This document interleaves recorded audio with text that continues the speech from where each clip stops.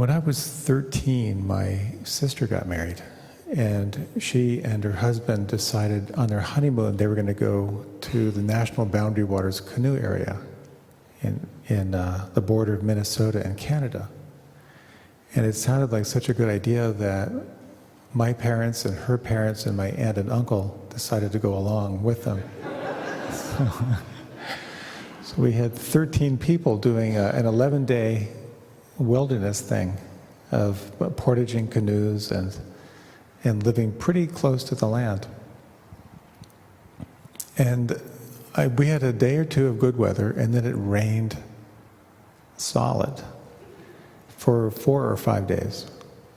And we had to keep going because we had an itinerary. And it was cold. It was I was in the bow, and every time when we were in some pretty heavy water, water would come on board. It would feel warm for a moment, and then freezing the next. And all of our clothes were soaked. The canvas tent this was back in canvas tents, and were soaked. Our sleeping bags were wet, and we were cooking only with wood. And I was standing, talking to my father right next to the lake where we were camped out. As miserable as you can imagine, I remember specifically my blue jeans, how it is when they're cold and wet, and you move and you feel another bit of that cold fabric. So I said to my dad, if I had an anvil, I would tie it around my neck and I would throw it in that lake. And I saw a look in my father's eyes I'd never seen before. He had been in World War II on the front lines, missing in action, wounded twice. And with one of those looks that drilled right through the back of my head, he said, "No one's shooting at us." And that completely changed my experience. And every now and then I try to remember that, whenever anything's going really rough. Hey, no one's shooting at me. It has a way of rebalancing, sort of changing the frame a little bit. And that's one aspect of this quality of equanimity, which is one of the qualities you will develop as you practice with any sincerity. The classic example is if you see like an elderly person watching their grandchild play, and the head falls off the doll, and the grandchild is just beside themselves and upset about that. The way that grandchild looks, or the way the grandparent looks at the grandchild that sees the suffering, but also sees that there's like a cause for the suffering, and that's life. It doesn't take away your compassion, but at the same time you see it as it is. It's that quality that we learn to cultivate, the practice of, so this is what it is.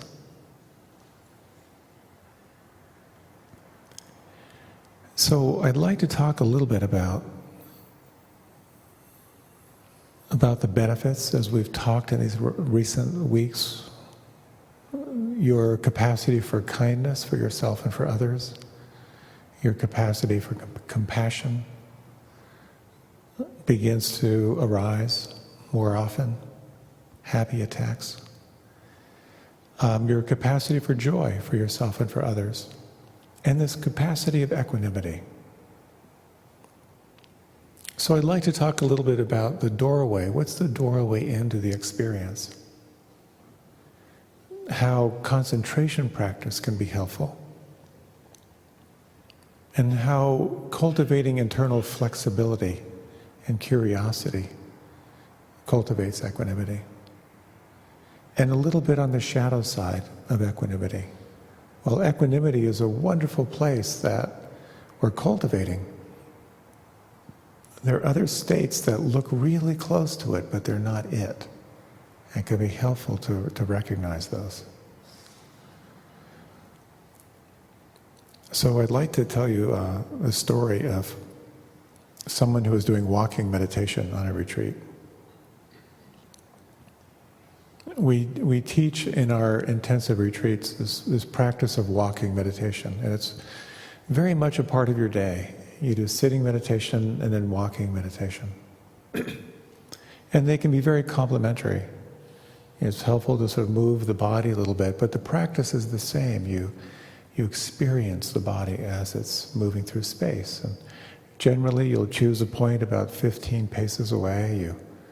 You walk to that point, you turn, and you walk back, and you realize pretty quickly you're not getting anywhere. You know, that it's really about just the practice of being as you're moving. Some people like it, some people love it, and some people hate it. I disliked it for many years, even though I taught it for many years. And at a month-long retreat, when it was introduced by this great teacher, Gil Fronsdal, he said to me, or he said to the group, but I heard it for myself, the first thing he said was, you don't have to like the practice for it to be effective. I thought, oh, let me revisit walking meditation. So this is the story of this woman who was told by one teacher, because she was a little agitated, that she should do less sitting meditation and do a whole day of walking meditation. She moaned about it, and they negotiated, and they agreed on half the day. And she wrote a note to describe what happened. This is her note. Long walking meditation all morning, assignment completed. Now I can meditate while moving. I thought I might discover why I've been so resistant to it, but no, circumstances taught me something else instead. I chose to walk in the annex walking room because it's small, beautiful, and usually quiet. Today, however, it was noisy as hell. There was some guy in there walking as the little engine that could, wearing noisy boots. Well, I thought surely he'd be gone when the walking period would end, but no such luck. This madman pounded his way through an hour and a half, except when he paused to drink or remove a noisy layer of clothing. I tried metta, or sending loving kindness. Surely he must have a lot of pain to be so driven. Then I realized I wanted to kill the son of a bitch. I stood there noting hate, hate, hate. And later I stood in the middle of the room and I wept. Tears and tears. Then I got to the point that I realized that whatever problem he had was his, not mine. After that I got quiet. And I walked and I breathed and he paced and pounded, and pretty soon it was all the same to me. His noise, my breath, the movement of my body. After an hour and a half, he left and it was incredibly quiet, which was different, but not so much better as I had expected. Mostly just different. Thank you. And that's the note. So, can you sense the mechanics of this? You know, something that is an irritant to you, that when you really explore just being with it fully, how it can transform your relationship to it. That something that can be so irritating can just be just another part of your experience. It's not what's happening, it's how you're holding it inside. That becomes the key point of the practice. In any of these attentional strategies, whatever you focus on, you notice the opposite. When you focus on being present in your body, you notice how you're not present and how you are not even remotely connected to your body. When you focus on kindness and compassion in your life, it's guaranteed you're going to begin noticing all the ways you're petty and fearful and controlling. In that same way, when you turn your attention toward a sense of equanimity, a sense of steadiness in the midst of everything, you're going to notice every pattern of how you resist life. And as one of my teachers said, most people stop practicing precisely because it's working. You begin to become much more sensitive to everything that's bugging you. And that's a really good sign. Because then you have the opportunity to really explore how you're holding it, the beliefs that are operating, whether they're true or effective or useful. So cultivating this quality of equanimity it's much like cultivating the quality of the witness, of the observer, of your capacity to observe without judgment. It's an incredibly refined state to be there when we touch into that. Here's what a teacher by the name of Bhante Sujato says in describing this quality of equanimity. In Pali, by the way, the name is upekkha. He said that it basically means looking on or watching over, like a judge at a court case. The judge isn't indifferent to what's going on. That is to say, it's not that he's not paying attention, but he's watching over without being personally invested in what's going on. Equanimity can be described as a kind of evenness, a quality of the mind which is not disturbed or agitated by pleasure or pain, because the pleasure and pain aren't even there. It's the kind of equanimity where you can just simply be with what is, without having to change it, without having to adjust it, without having to control it in any way whatsoever. Let's just take a moment to sense into that. If you like, you can close your eyes.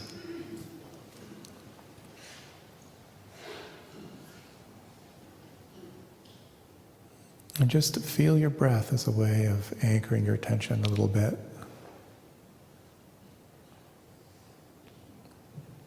And can you sense this quality of looking on? Like this interested observer. For the next few moments, just sense this quality of observer while simultaneously sensing what it's like to not control or manipulate your experience whatsoever.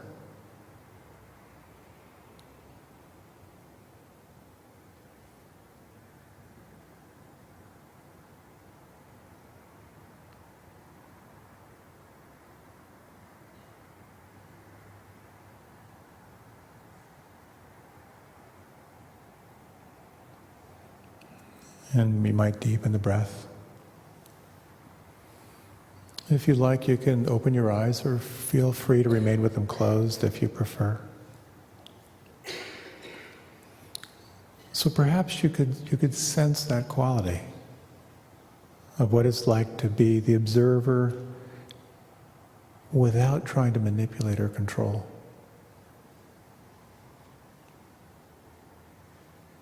There are many techniques that can help us to cultivate the sense of witness or self-observation without judgment. One is this sort of remembering, sort of reestablishing yourself in that place, sort of asking, can I just simply let it be? Other techniques will use more concentration to help you to develop that sense of presence.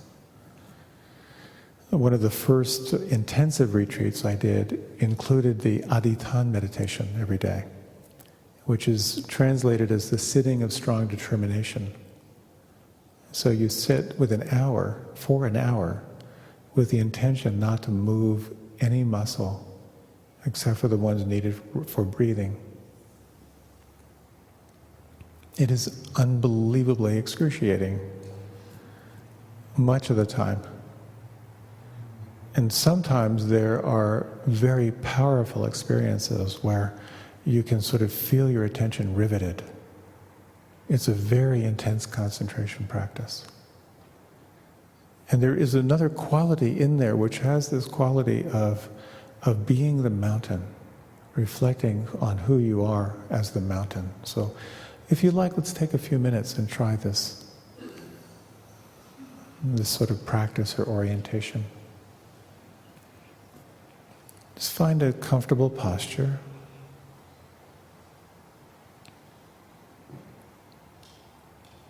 And let yourself come into a very deep, settling in kind of stillness.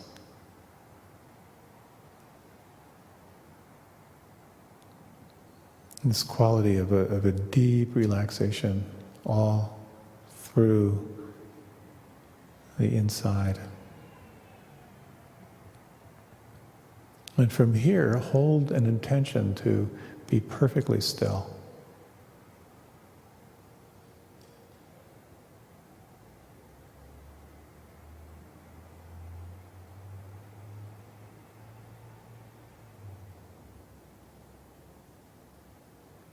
You might choose an anchor of the breath or sound,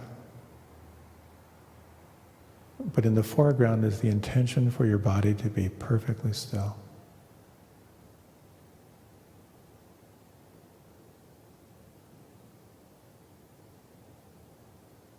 And we'll continue for one more minute.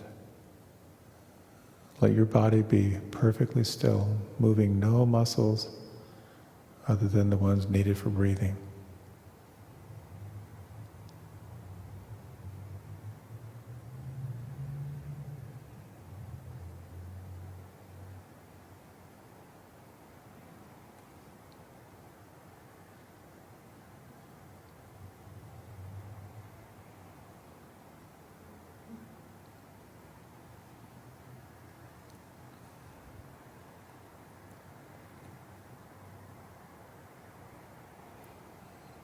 And you might now explore another analogy that can be helpful.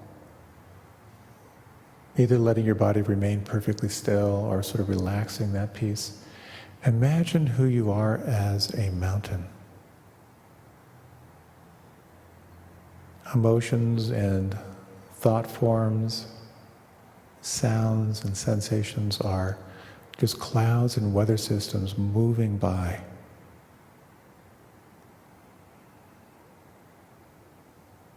And as you explore this, just notice what changes or moves, what you notice or feel over the next minute or two.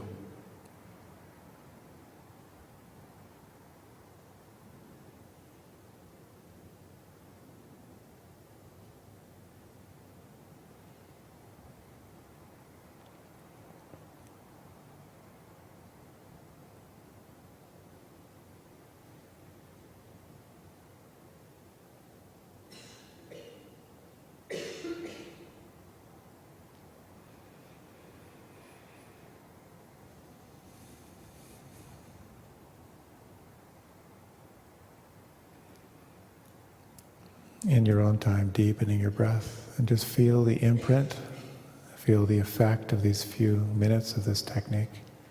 And just sense what might be useful, what you might like to remember.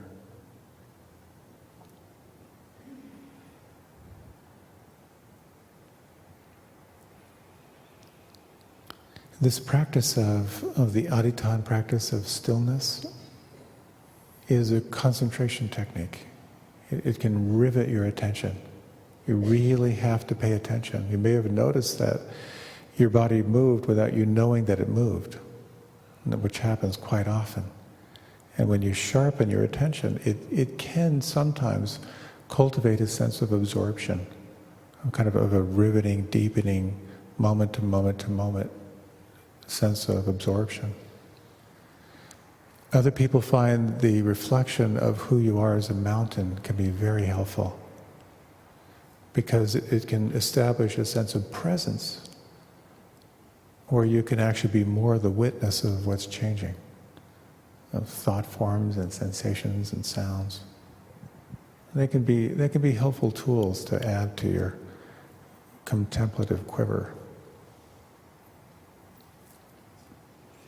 So concentration is a very, very helpful tool.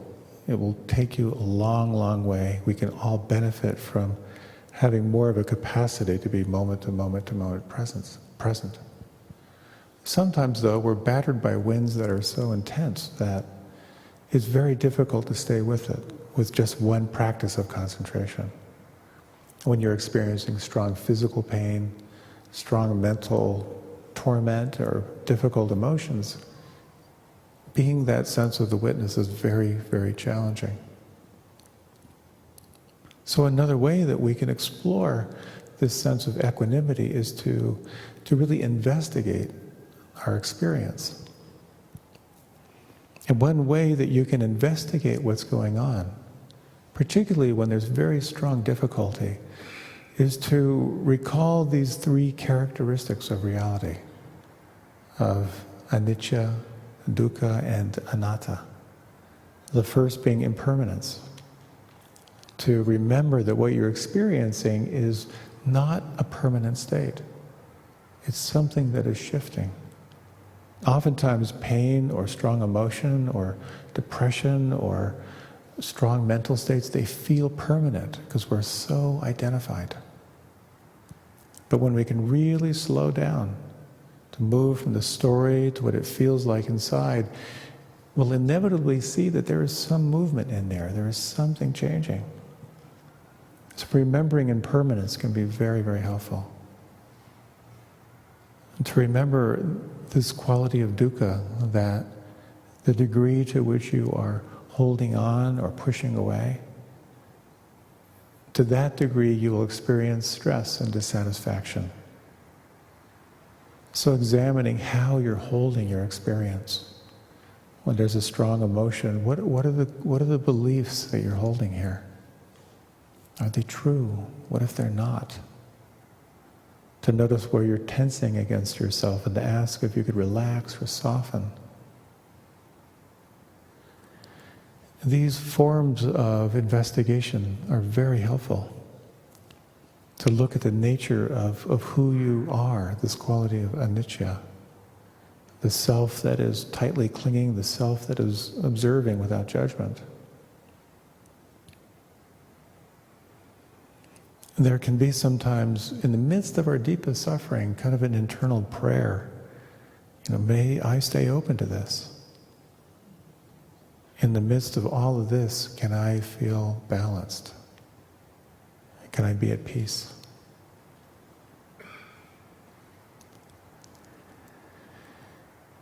There is a little meditation I'd like to offer. This is something that Jack Kornfield articulated a while back, and I find it to be quite helpful. If you like, you can close your eyes.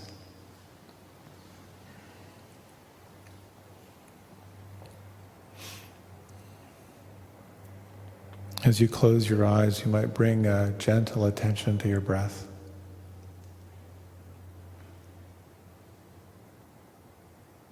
And you might just take a few moments to reflect on the benefits of having a balanced mind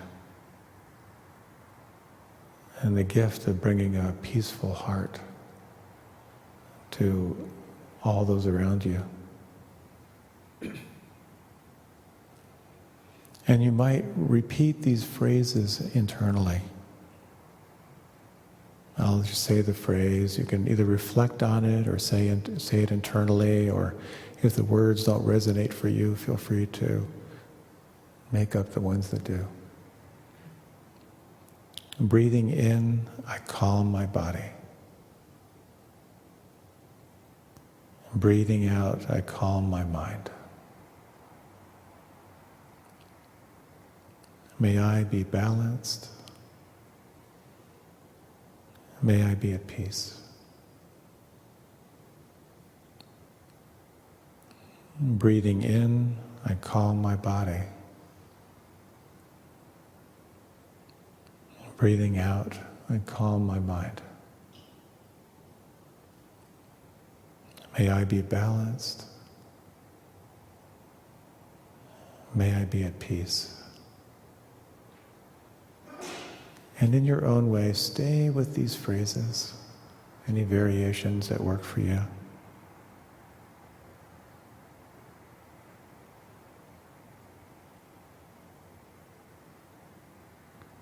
And you might sense either the intention or the experience or the willingness to feel quiet in your body and your mind.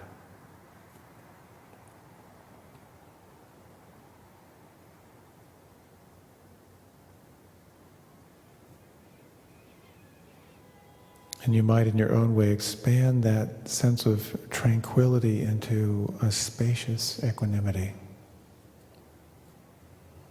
Remembering that all created things rise and pass away.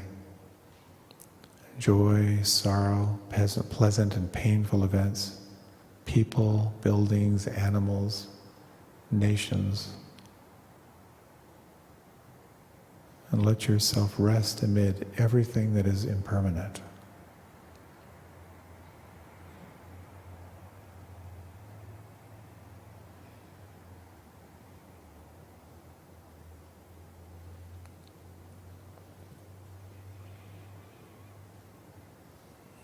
Reflecting on these following phrases. May I learn to see the arising and passing of all things with equanimity and balance.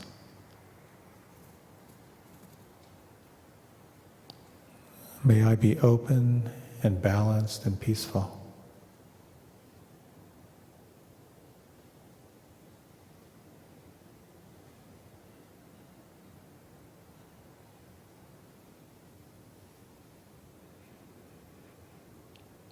And as you sense this quality of peace and equanimity, you might bring into mind someone you love, someone to whom your mind goes easily, and reflect on these phrases for their benefit. May you learn to see the arising and passing of all things with equanimity and balance.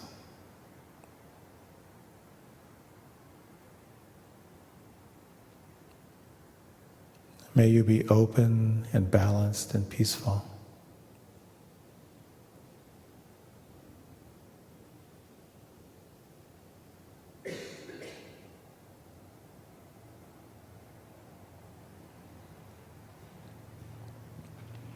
And in your own way, you might include other people in your life. And one by one, imagine them surrounded with peace. And just continue as best you can, breathing easily, expanding this out.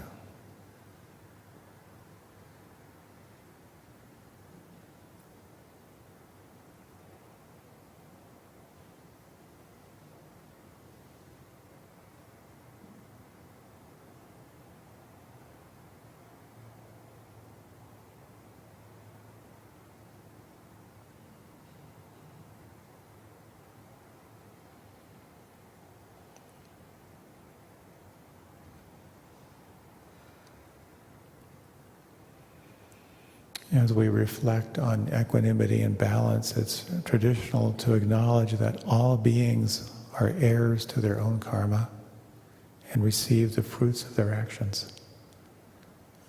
We can care deeply for them, but we cannot live their lives for them. And if you're especially preoccupied about someone suffering, you can free your heart by visualizing that person and adding the following phrase to this equanimity practice. Your happiness and suffering depend on your actions and not my wishes for you. May you learn to see the arising and passing of all things with equanimity and balance. May you be open and balanced and peaceful.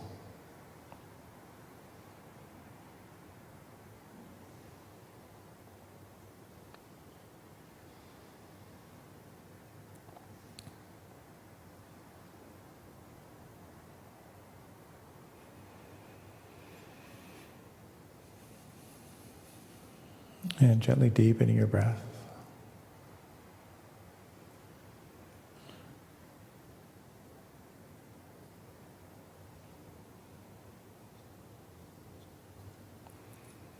And when you're ready, you can let your eyes open or remain with them closed.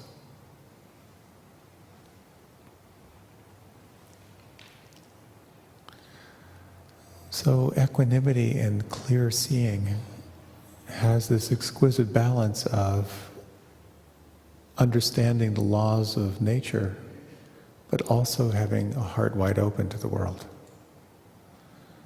And that we see that we are the inheritors of our karma, and we're the inheritors of all of our actions, all of the causes and conditions that have brought you right here, right now. That is your inheritance. And you are the creator of your karma, that your actions and your thoughts and your speech create the outcome in your life. And to remember, particularly when we're surrounded by the suffering of others, that we cannot live their lives for them.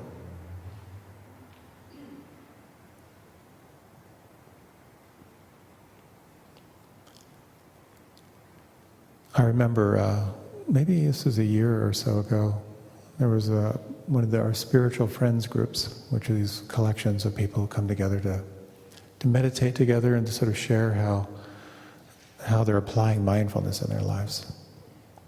And when it was my turn to share, I said something along the lines, because we were just sort of reporting out what was going on. And I was surprised to hear myself say something along these lines, that my mother is dying, my father is just diagnosed with Alzheimer's, our second dog just died, and my mother-in-law is very ill, and I'm doing great. I was so surprised to hear myself say that. But oftentimes I find when I'm doing interviews on a retreat, where I might ask someone, how are you?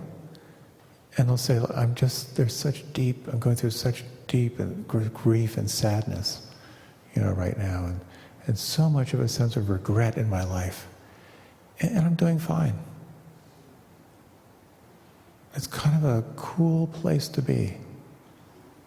The capacity to be with the dukkha of life, the suffering and the struggles, and still to have some quality of presence to it. It becomes particularly challenging to keep our hearts open to what's happening in our culture and our planet right now. All of the polarization and all of the raw wounds that are coming to the surface. How do we stay present to it without being overwhelmed, without getting caught up in empathy fatigue? You can only feel so much before your system begins to shut down. My friend Susan Piver wrote this recently. She says, when you look out at this world, what you see will make you very, very sad. This is good. You are seeing clearly. Genuine sadness gives rise spontaneously, naturally, completely to the wish, no, the longing to be of benefit to others. When your wish to help is rooted in love, that is sadness, it is effective. There is no question. But because it is so uncomfortable, we immediately want to turn sadness into what we imagine will hurt less. Anger, hopelessness, helplessness. When the wish to help is rooted in anger, it will only create more confusion. And of course, when we feel hopeless or helpless, we take refuge in non-action, which also creates confusion. Meditation teaches you to relax with the discomfort of sadness and stay with it, not to turn it into something else. At this point, you can lay claim to your brand of helpful activity, whether it takes the form of activism, leadership, charitable work, making art, prayer, or being kind to all those around you. So when we open to the grief, to the sadness, to the struggle of life, how do we stay present to it? How do we keep a sense of presence without being overwhelmed by it? And this can lead us to what's called the near enemy of equanimity. You can look through the lens of karma and life looks pretty cold. It's just action-reaction. If someone falls, they broke their leg, well, they must have broken someone else's leg in another lifetime, it's all balanced. Compassion, of course, has limits, and compassion without wisdom is also way, way out of balance. The near enemy of equanimity is indifference. And it's something to really be aware of. There's a poet I love who uses the phrase that sometimes it's important to take the 3,000-year view. And I love that because it instantly reframes this little life. The 3,000-year view expands out pretty big. But that can also to lead to a sense of indifference. So finding balance is so much of what this practice is about. Cultivating both wisdom to see things the way they are, and at the same time to keep your heart wide open to yourself and to those around you.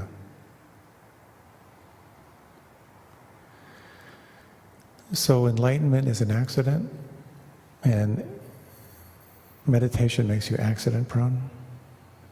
In that same way, remembering these qualities of consciousness, that in the absence of fear, in the absence of control, in the absence of anxiety, there's a natural, spontaneous arising of the Brahma-viharas, the divine states, the immeasurable states of kindness, of compassion, and joy, and this exquisite ability to be intimately present to what is here without trying to change it, shift it, or move it in any way.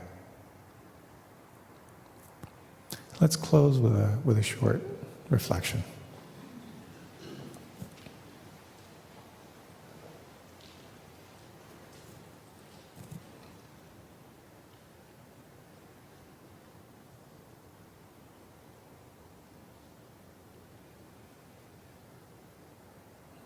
You might recall these famous words from Reinhold Niebuhr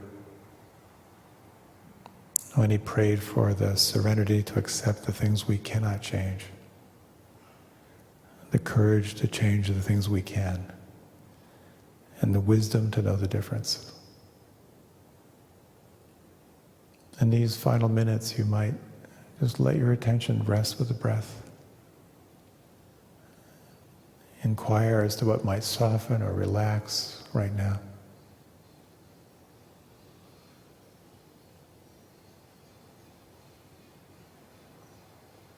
And sense this quality of presence, this capacity to rest in being.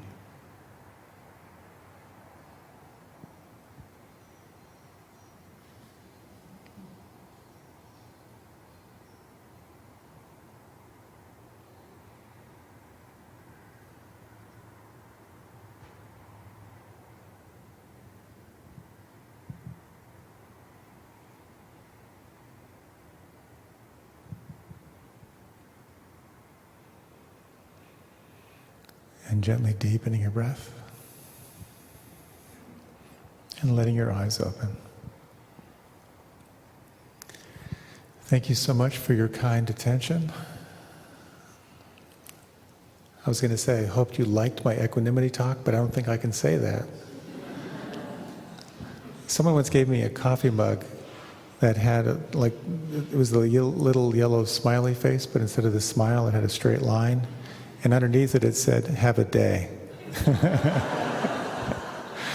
So there's one form of equanimity there.